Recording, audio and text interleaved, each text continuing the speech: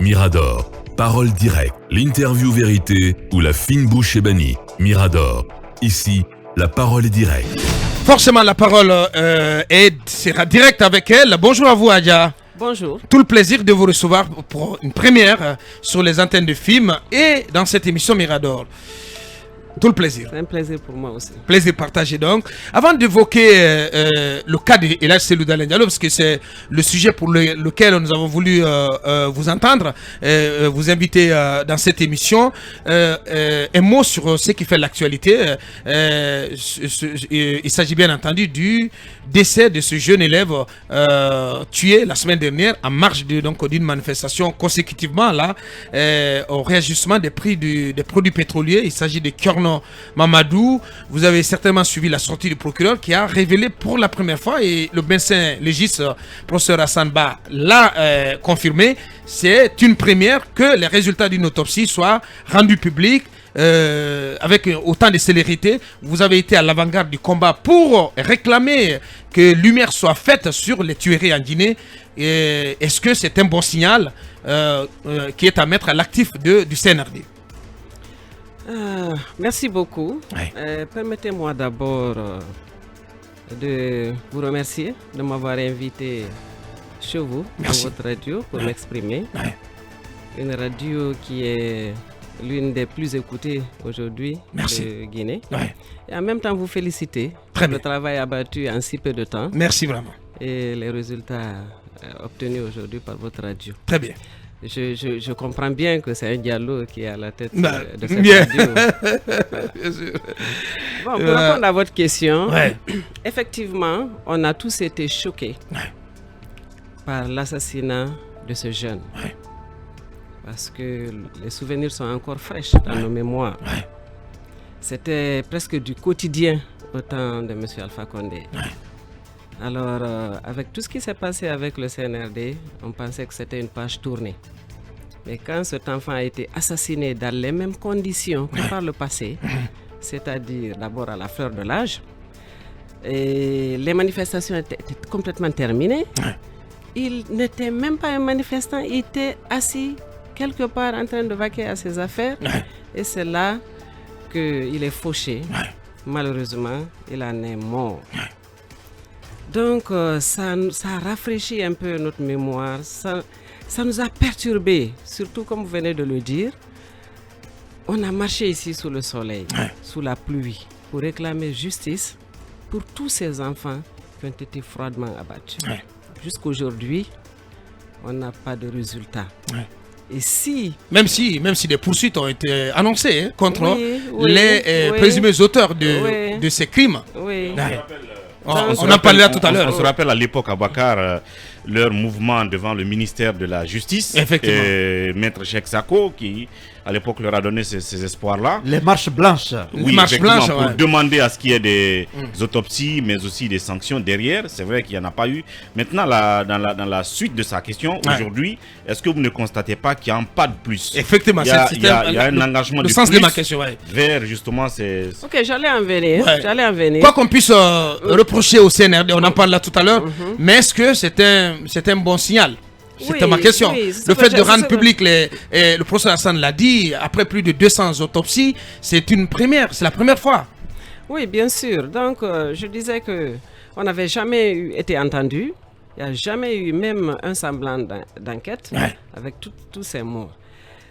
Donc, on s'est réveillé vraiment choqué, perturbé. On s'est dit, est-ce qu'on va être témoin à ce que le CNRD commence à compter ses morts aussi, comme le régime d'Alpha Condé. Donc on a pensé à toutes sortes de choses. Mais réellement, quand j'ai écouté le procureur à la radio, j'ai eu un peu d'espoir. Parce que c'est quand même la première fois, il faut le reconnaître. Et c'était vraiment pas compliqué, quoi. C'est juste encore pour rappeler les gens, pour faire comprendre aux gens que c'était une question de volonté politique. Sinon, il n'y a rien. Surtout que les témoins oculaires sont là. Tout le monde est là. Il y a toujours quelqu'un qui a vu quelque chose. Effectivement. Donc, c'est très facile de faire des enquêtes. Donc, vraiment, ça nous a un peu réconfortés. Et on a l'espoir que ça va continuer parce qu'il faut reconnaître aussi, c'est le premier élément posé par le CNRD. Le CNRD. Le premier élément de justice, malgré qu'ils avaient dit que la justice allait être la boussole de la transition. Nous espérons que c'est un réveil de leur part. Bien. Et que cela va continuer. Même si vous pensez que le décès de ce jeune vient noircir tout le tableau. Absolument. Absolument. C'est pour ça que j'ai dit je souhaite qu'il ne soit pas un gouvernement fasciste comme on l'a connu par le passé. Qu'il ne se mette pas à compter des morts tous les jours. Parce que l'État a beaucoup de moyens. Si l'État ne veut pas une manifestation, même si ils n'ont pas le droit d'interdire les manifestations, mais il y a les gaz lacrymogènes, il y a même l'eau chaude, il y a tellement aujourd'hui de moyens de disperser une foule conventionnelle qu'on n'a pas besoin de tuer quelqu'un. L'âme n'a pas de prix. Tout à fait. Parce que c'est irréversible. On est mort, c'est terminé. C'est terminé. Donc, dans le même siège, avant de laisser la parole aux autres, j'aimerais bien vous faire réagir aux poursuites donc, qui ont été annoncées par le procureur général contre les auteurs des crimes de sang. Pendant longtemps, le reproche a été fait à la junte au pouvoir de ne pas faire de ces crimes de sang une priorité et qu'elle était plutôt portée sur les crimes économiques.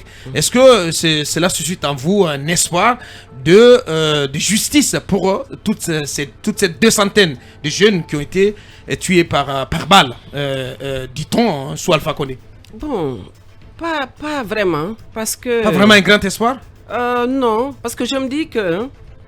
Parce que c'est Alpha Condé et 26 personnalités de son régime qui sont en premier lieu citées. Ils sont cités. Nous attendons jusqu'aujourd'hui que la lumière soit faite sur ce dossier. Si aujourd'hui le CNRD réagit devant un cas qui s'est posé, qui les engage directement, je peux espérer qu'avec ça, qu'ils pourront faire la lumière sur les autres cas. Parce que logiquement, ils ne peuvent pas ouvrir des enquêtes pour ce crime et laisser les autres. Parce que ça s'est passé dans les mêmes conditions et pour les mêmes raisons. Bien. Donc, c'est un espoir. Hadja Maïmouna Ba, présidente des femmes de l'UFDG, notre invité. Allez-y, Mamadou Ouri. On va parler de Selou avant d'évoquer globalement la transition. Bien. Oui, donc, le président de l'UFDG, président de l'ANAD aujourd'hui, est attendu devant la CRIEF. Le lundi le 13. On ne sait pas pour l'instant est-ce qu'il viendra. Il est annoncé du côté des États-Unis. Vous, au sein du parti, dans le milieu des femmes, qu'est-ce que vous lui suggérez? Est-ce que vous pensez qu'il doit rentrer faire face à cette situation? Ou est-ce que vous estimez aussi que c'est de l'acharnement? Alors il ne doit pas répondre, c'est des accusations fortuites. Bon, d'abord je dis que c'est de l'acharnement. Et c'est de l'acharnement qui ne date pas malheureusement d'aujourd'hui. Vous savez, le président Selou a été une cible malheureusement de tous les régimes qui se sont succédés depuis la mort du président Lansana Conté. Quelle est l'histoire? Ce dossier dont on parle aujourd'hui, dont on a toujours parlé, c'est un dossier monté de toutes pièces par des petits malins qui veulent faire la politique, mais qui savent qu'ils n'ont pas la carrure, qui n'ont pas le leadership qu'il faut pour créer un parti, l'agrandir et se battre pour conquérir le pouvoir à travers les urnes.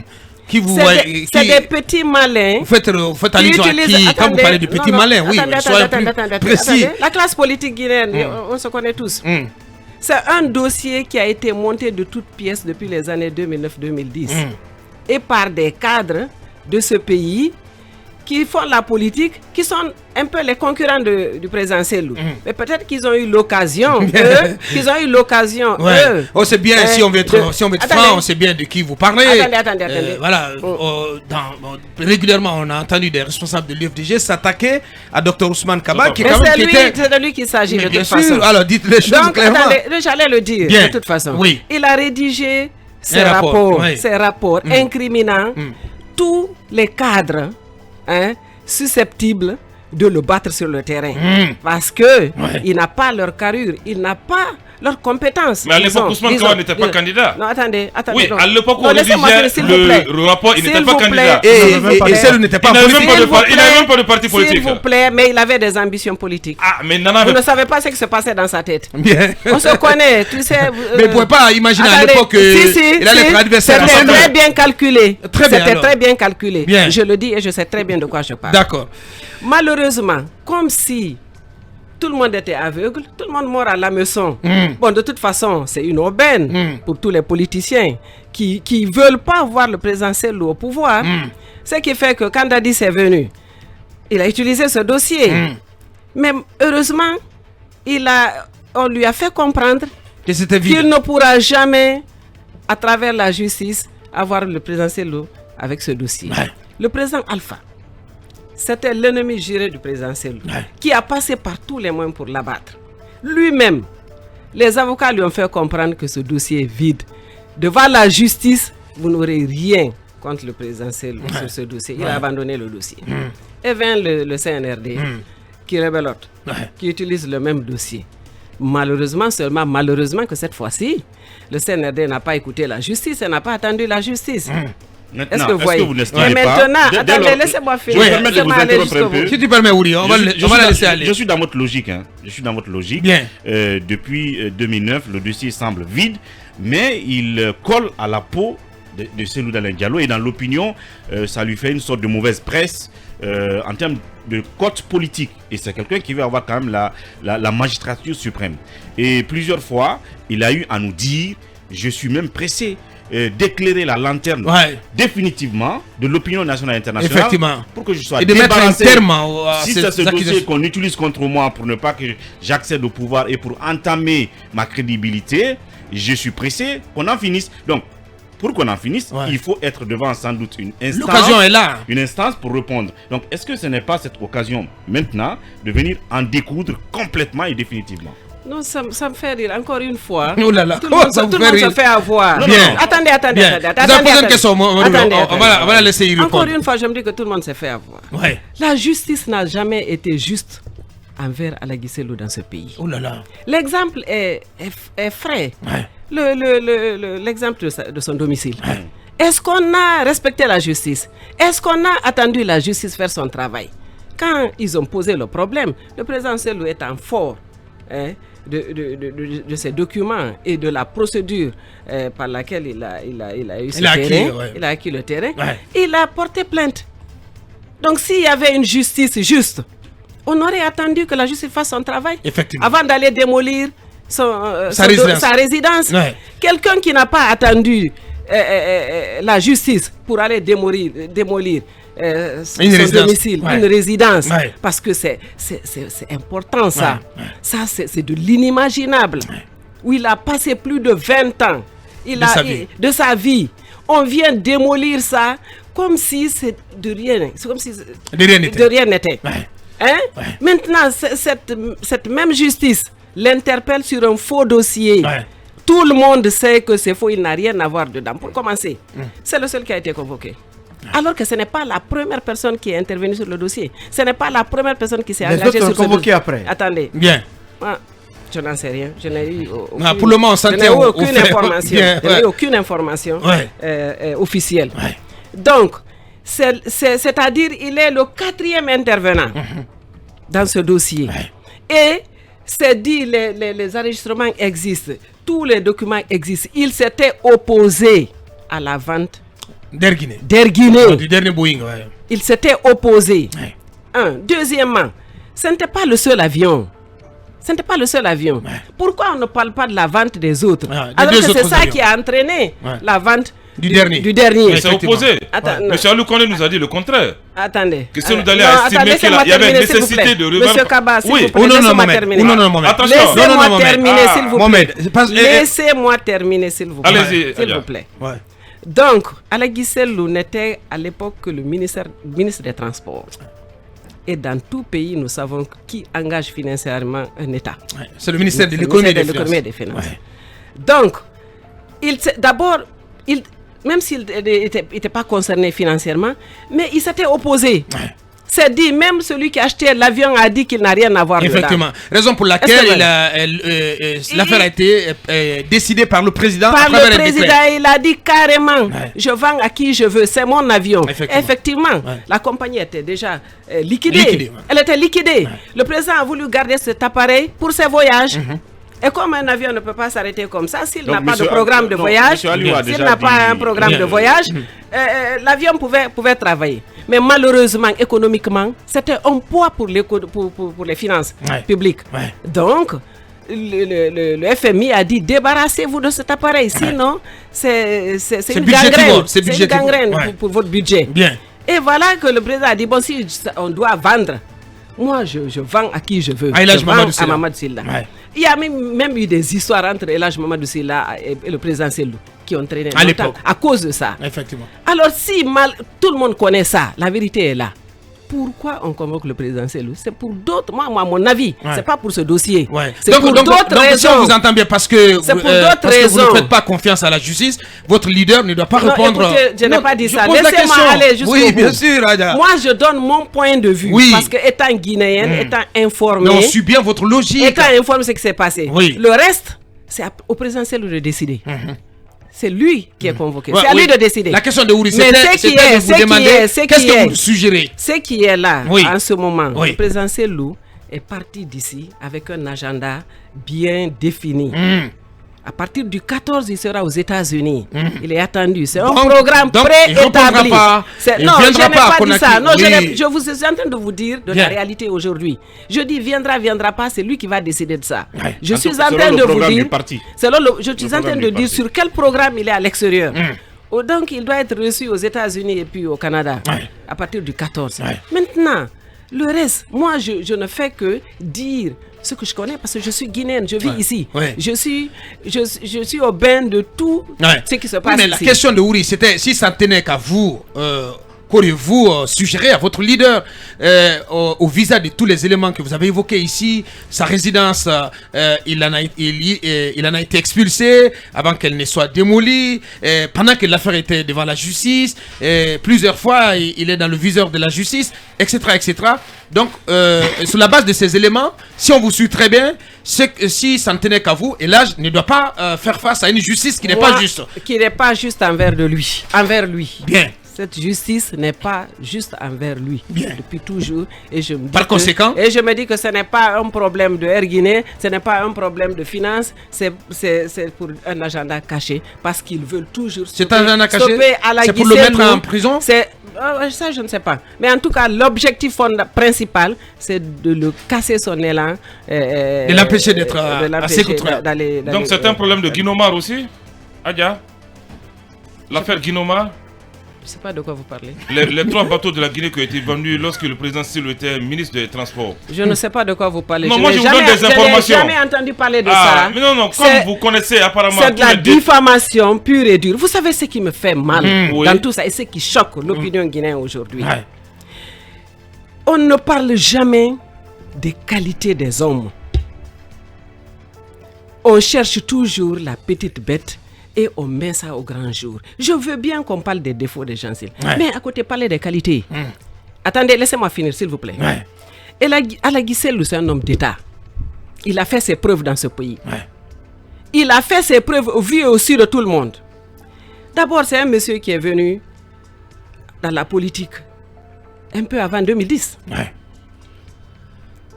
Il a pu installer un parti et n'eût été les triches qui ont eu lieu en 2010, il allait prendre le pouvoir au premier tour. Je peux le défendre. Si il n'y avait pas eu l'élimination de certaines communes clés, dont Ratoma, qui est la commune la plus importante, si vous voulez, de l'électorat de l'UFDG, il aurait brigué à 52%. On a les résultats. À 52%, il aurait pris le pouvoir, au moins. On ne parle pas de ses qualités de l'homme. Comment il a fait en moins de 5 ans. Il est venu en politique, il allait briguer la magistrature suprême. Mais attendez, je n'ai pas fini. Deuxièmement, Sellou a fait ses preuves dans ce pays. Les gens qui ont travaillé avec lui peuvent m'entendre. et juger de ce que je suis en train de dire. Bien. C'est le monsieur qui, durant toute sa vie, toute sa carrière, il a travaillé pour protéger son image. Tout ce qui devait entacher à sa moralité, à sa crédibilité, il l'a évité. Il a réalisé de très grands projets dans ce pays qui sont là aujourd'hui encore. Je défie tous les ministères des Travaux publics qui sont passés au cours du gouvernement d'Alpha Condé de le battre en résultat. Il a réalisé de très grands projets. Très grosses infrastructures. Très grands, voilà. Bien. Et notamment avec ces projets... Notamment chez Mohamed Kama. Voilà, notamment. Parce que le président Selou, je vais vous dire ceci, c'est un homme équilibré, équitable. Et il pouvait le faire au Fouta, si c'était aujourd'hui. Si c'est la façon de... Pourquoi? Parce qu'il a vu le côté économique de ces routes. Effectivement. C'est ça qu'il a calculé dans sa tête. Et non dire que je suis du Fouta, non, je dois amener les projets au Fouta. Bien. Maintenant, il a fait ces projets-là. Au lieu, à chaque projet, de revenir avec des avenants, comme on a coutume à le faire, c'est le seul qui a fait des grands projets ici. Parce que quand on fait un budget, on fait des imprévus, on rajoute toujours quelque chose. Il a serré ses budgets. Au lieu de faire des avenants, il a reversé de l'argent dans les caisses de l'État. Des économies sur les projets. Bien. Je n'en ai jamais entendu parler. Écoutez-moi, personne n'en parle. Et officiellement, personne ne parle de ses qualités de leadership et de niveau technique de Alagui Selou. Au contraire, on ramasse des histoires, on les fabrique de toutes pièces et on veut ternir son image. C'est ce que je voulais. Je ne comprends pas dans ce pays. Bien. Chacun a des qualités, chacun a des défauts. S'il faut parler des défauts, mais parlons au moins de temps en temps des qualités, des réalisations de cet homme-là. De cet homme. Adja Maïmouna Ba, présidente des femmes de l'UFDG. Notre invité précise. Une dernière question sur l'UFDG avant de continuer, avant de parler de la transition. Oui, allez-y. Oui, Adja, on reste dans le bateau de l'UFDG tout récemment. C'est le Grand Soussaï du parti qui a été exclu. Malheureusement, on ne vous a pas entendu Ousmane Gawal. C'est pas un nom civil. Non, voilà. Ousmane Gawal. L'actuel ministre de l'Habitat, de l'Urbanisme. Non, c'est pas un problème. Hadja sait de quoi je parle. Il s'appelle Ousmane Gawal. Ousmane Gawal. Ok, Akumba. Ousmane Diallo. Alpha Ousmane Diallo. Non, Alpha là, on ne connaissait pas. Ah oui, c'est un Alpha. C'est un Alpha. Hadja, beaucoup voudraient vous entendre sur cette exclusion. Il y a un peu longtemps, on ne vous entend pas. Beaucoup penseraient aujourd'hui que c'est vrai. Au-delà des arguments, il y a un acharnement contre parti, mais il y a un acharnement contre l'homme. Bon, écoutez, moi, je n'ai pas envie de commenter ce sujet. Parce que au niveau de l'UFDG, attendez, non. Au niveau de l'UFDG, c'est un non-événement pour nous. J'ai vraiment pas envie de... Comment ça, un non-événement? Vraiment. Comment ça, un non-événement? J'ai pas envie de Ousmane Gawal était si moins important. Vous parlez d'un non-événement quand même, en parlant de l'exclusion d'un monsieur comme ça. Non, vraiment, j'ai pas envie de commenter. Vous êtes la présidente des femmes de l'UFDG. Est-ce qu'il n'y a pas de partisans dans les rangs des femmes quand même qui... Bon, ça n'a rien à voir avoir des partisans ou pas. Moi, je crois que on a respecté les textes du parti et puis on a pris la décision. Quel a été son péché? Il n'y a pas au moins quelques le péché d'Israël que vous le... Mais vous avez lu le document? Oui, mais... Tout est cité dedans. Oui, mais est-ce que le dernier audio qui a fuité dans la presse n'est pas l'élément déclencheur? Non, je ne crois pas du tout. Je ne crois pas du tout. Non, pas du tout. Alors, attendez, ça n'a rien à voir. Attendez, on sait que les femmes, c'est la médiation. Voilà, c'est tout ça, quoi, la diplomatie. Effectivement. Est-ce que chez vous, il y a eu cette démarche souterraine de pouvoir, si vous voulez, éviter tout ça et que vous n'avez pas pu maîtriser? Écoutez, on ne peut pas aller à l'encontre des textes du parti. Je comprends. Avant que les textes ne parlent, est-ce que vous, par exemple, vous avez fait souvent cette... Vous avez tenté de calmer le jeu. Écoutez, on n'a pas été... Non. Vous n'avez entrepris aucune démarche dans ce sens-là? Non, pas du tout. Vous pensez que Ousmane Gawal, il n'était plus en phase avec l'esprit du parti? Mais totalement. On a tout dit. Oh là là. C'est une question d'Akumba. Oui, moi, j'ai pas envie. On va espérer quand même. On va espérer arracher les réponses. Allez-y. Dans le sillage de ce feuilleton Ousmane Gawal, l'IFDG, est-ce qu'aujourd'hui l'IFDG a dépêché une mission dans la préfecture de Gawal? Oui, bien sûr. Et pourquoi faire? Non, pas dans la préfecture seulement de Gawal. En ce moment, il y a une mission de redynamisation et de contact des structures. À la base, il y a une mission qui doit aller en Basse-Côte, il y a une mission qui doit aller en Haute-Guinée, à Moyenne-Guinée, ainsi de suite. En Guinée forestière. En Guinée forestière. Ces missions sont déjà parties. Est-ce que vous êtes Donc, préparé aux éventuels accrochages entre les pro-Selou et les pro-Ousmane Gawal qui est supposé avoir fait un aller-retour sur Gawal à part de la baie? La délégation est déjà arrivée là-bas. Et ça s'est très bien passé. J'ai appris qu'elle est à combien Non. Ils sont Bien. arrivés à Gawal hier. Bien. Et ça s'est très bien passé.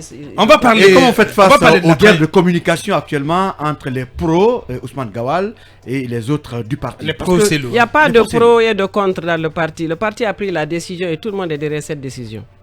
Oui, mais Bien. les militants sont divisés. Il y a des Hadja. pas quand même communautés qui tout. ne sont Pas du d'accord, tout. hein. C'est pas, Ah, quand sur même, les réseaux c'est sociaux. pas quand même la première, Ça personnalité clash. du parti à se faire exclure. Auparavant, Oui. il y a Baouri, il y a d'autres comme Aboubacar Souma. Ça fait quand même Non, un peu Abakar de- Souma a démissionné. Aboubacar Ah, Souma bah, a a démissionné. démissionné. Ah. Il n'a Oui, pas mais été exclu. comment on peut comprendre toutes ces exclusions? Non, mais ça arrive, hein. Vous savez, un parti, le parti est dynamique. Ça va, ça vient. Ça va, ça vient, il y a des mouvements. Ça, on ne peut pas l'empêcher. Et le soutien de Baouri Ce à n'est Ousmane pas, Gawal. ce n'est pas exclusif à l'UFDG. Hadja, le Dans tous soutien les de partis, Baouri le à RPG, vous savez, là, on ne parle même pas de ce qui se passe là-bas. Hadja, c'est Baouri qui soutient désormais Ousmane Gawal. l'UFDG, il n'y a pas de dans démocratie cette apparemment. situation. Hein. Ouais, il parle du soutien de Baouri à Ousmane Ousmane Gawal. Gawal. Mais c'est possible. Moi, je n'ai pas de problème pour ça. Ça n'engage que Baouri. Bien, on va parler Je- globalement de la transition. Oui, allez-y. Oui, allez-y. Permettez quand même que je revienne très rapidement sur ce point justement. Baouri qui soutient Ousmane Gawal Diallo. Au même moment, vous avez peur que Selou Dalen ne se fasse coincer, oui, par la justice parce que vous estimez la justice n'a pas été juste à son encontre jusqu'à aujourd'hui. Ouais. Ce qui suppose qu'il va peut-être continuer à rôder autour de la Guinée. Pas à rôder, à exécuter un programme. Le jour que le programme va finir, même si il ne veut pas rentrer maintenant, mais le jour que Oui. son programme va finir, vous le verrez ici. On connaît ce détail. Mais la question... Ben, on connaît ce discours quand même. Le dernier Ce paragraphe, discours, le dernier politique. paragraphe de cette convocation dit aussi qu'en cas de refus, il lui sera décerné un mandat de comparution. Il va continuer peut-être à snober parce qu'il estime que la justice n'est pas équitable et peut-être qu'il sera prêt finalement à l'approche des élections pour rentrer et se faire apprendre parce qu'il aura peut-être violé, il aura refusé de se soumettre de à une déférer procédure. devant une Non, convocation. arrêtez ça, vous aussi. Ah, Comment c'est-à-dire, on ça, dirait c'est la que- procédure judiciaire. que vous venez d'arriver dans ce pays. Ça, c'est la procédure Qui est judiciaire. le Adja. premier à violer la justice dans ce pays aujourd'hui? Dites-nous-en. Un dossier est à la justice. Je n'ai pas encore posé ma question. Un dossier à la justice. On n'a même pas attendu que la justice commence à travailler. On prend de la longueur. On fait tout ce qu'on a en tête. Ouais. Alors, vous me parlez de justice ici avec Alagui Selou?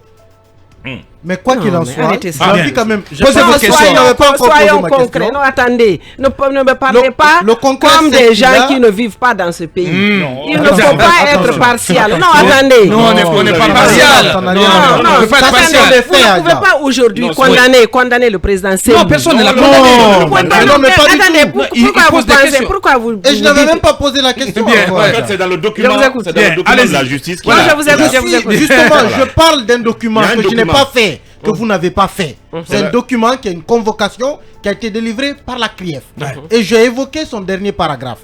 Vous dites, vous nous avez fait comprendre que, étant donné que la justice n'a jamais été équitable envers El Hadj Selou Dalen, donc vous estimez que ce n'est pas normal qu'il réponde. Parce que vous voyez, comme on appelle, une cabale. Un acharnement à son encontre. Est-ce que demain, Selou Dalen, évidemment, qui aura décidé de défier cette justice, parce qu'il estime qu'elle l'a défié hier, il s'est fait prendre finalement, et de l'autre côté, vous aurez affaire peut-être à une solidarité Ousmane Gawal Baouri. Est-ce que l'UFDG est préparé à tous ces scénarios? Écoutez, Alagui Selou n'a pas défié la justice. Moi, je ne l'ai jamais dit ici. C'est un homme d'État, il ne peut pas défier la justice. On ne peut pas vouloir... Mais s'il ne vient pas, c'est défier la justice.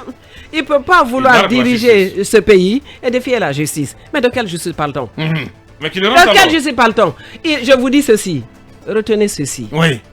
Alagui Selou est sorti avec un agenda. Peut-être qu'il peut arrêter son agenda et revenir répondre. Peut-être qu'il ne le fera pas. Mais ce qui est sûr, élection ou pas, jour qu'il finira son agenda, il rentrera. Donc, on va terminer définitivement. Donc, le parti n'a rien décidé pour le moment. Nous, c'est pas nous qui allons décider à sa place. Non, vous êtes ses partisans, ses soutiens. Non, il a raison. Non, même si c'est une affaire judiciaire. C'est le président du parti. Sur ce plan, il a raison, Abakar. C'est pas un élément du parti, c'est le président du parti. C'est pour ça que je vais lui poser la question. Elle a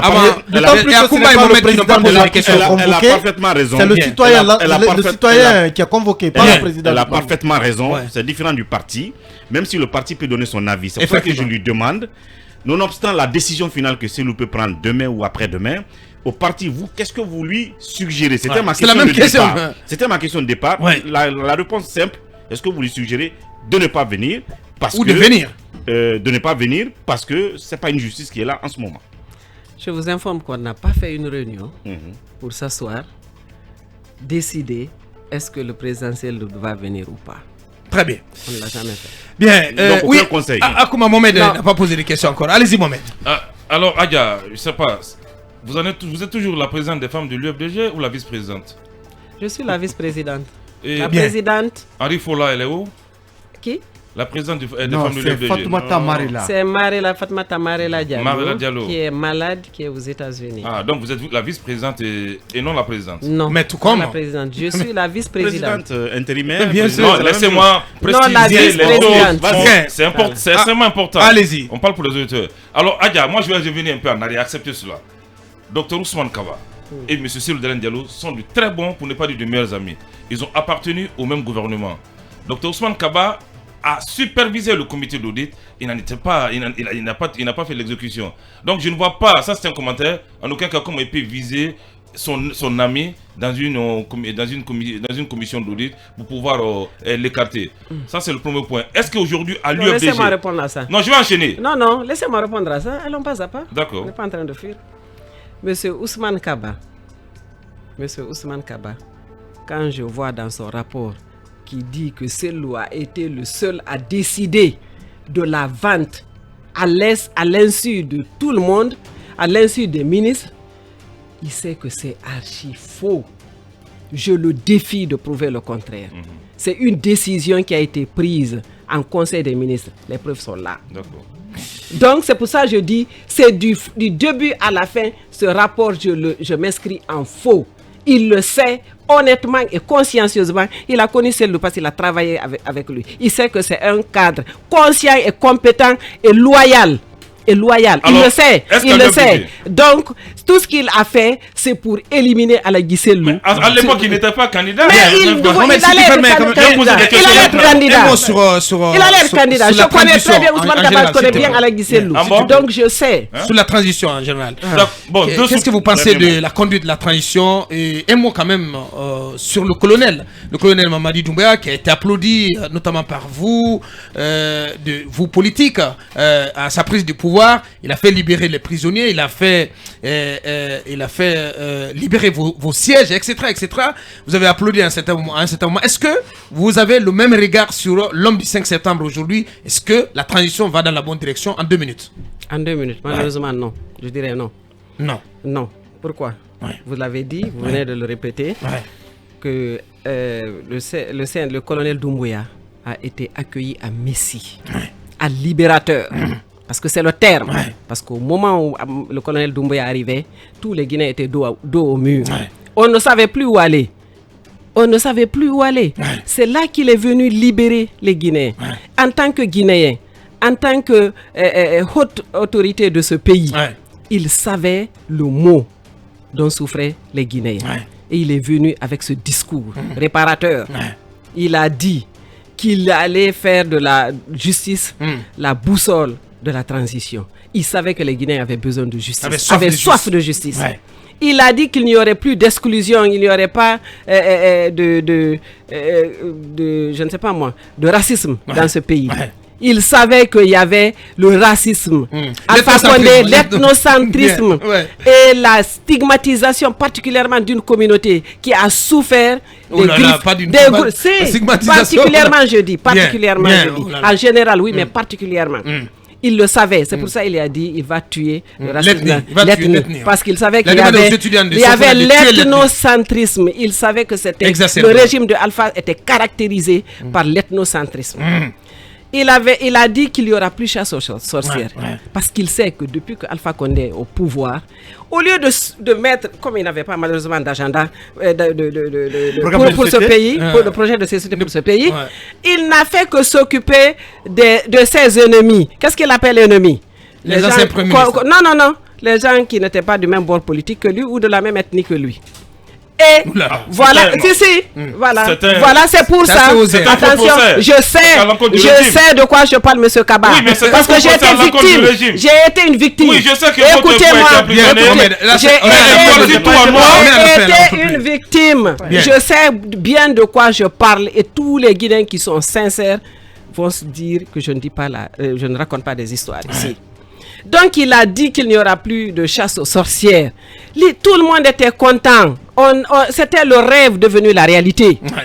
C'était le rêve devenu la réalité. Mais 9 mois après, malheureusement, je ne sais pas. Peut-être que vous pouvez m'écrire, me répondre. Qu'est-ce qui s'est passé entre-temps?